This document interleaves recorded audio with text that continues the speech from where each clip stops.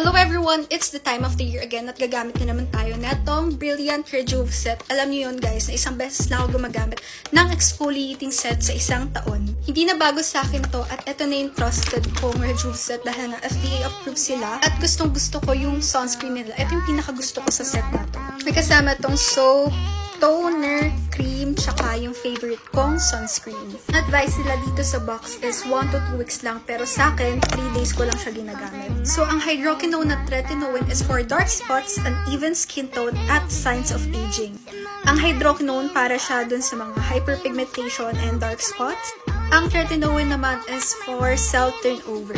Ayun yung nakakapag-smooth and nakakapag-clear ng skin. This is for oily and acne-prone skin.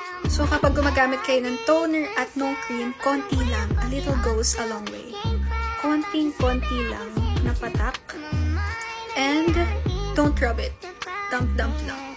So, sa cream niya, pea-size lang ang ilalagay nyo. At ang favorite kong sunscreen nila na super ganda. Ang ganda nito sa skin, parang nag-powder. As you can see, parang ang fresh-fresh lang. May separate na nabibili na sunscreen, so kung gusto nyo i-try yung sunscreen nila, I recommend this. Yun lang. Bye-bye!